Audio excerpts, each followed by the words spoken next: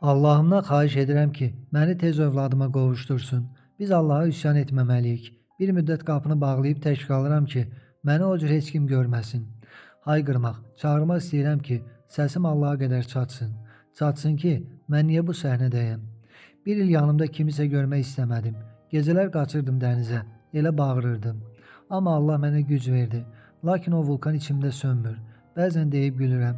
Amma o vulkan elə anımda dartır ki məni, sənin sevinməyə haqqın yoxdur. Doğru Xəbər maqazin axşamazı istinadən bildirir ki, bunu xalq artisti Nasber Dostoyeva həftənin qonaq verilişində deyib. O dünyasını dəyişən oğlu Əlinin son sözlərini belə xatırlayıb.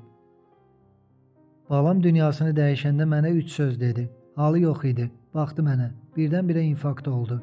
Özü başa düşürdü. Amma mən yox. Mədəsində ağrı olduğunu dedi. Plovu çox yedim. Özümü pis hiss edirəm. Söyləyib uzandı. Dedi özümü yaxşı hiss etmirəm. Su istəyirəm. Evdə də bacım, qonaqlarımız var. Dedi o stəkana buz əlavə et. Cavab verdim ki, soyuq olar sənə. Dedi ki, ürəyim yanır. Su istəyirəm. Suyu içdi. Dedi getmə ana. Sənə söz demək istəyirəm. Mən oturmuşdum, o isə uzanmışdı. Başını qucağıma aldım. Söylədi ki, ana, bizim əziyyətimizi çox çəkmisən. Haqqını mənə halal et.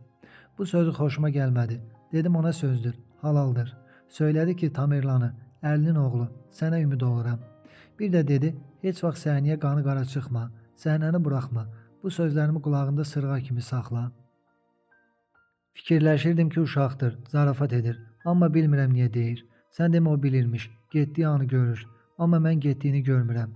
Biz onu ciddiyə almadıq ki, bu onun son sözləri olar. Ondan sonrasını danışmaq istəmirəm.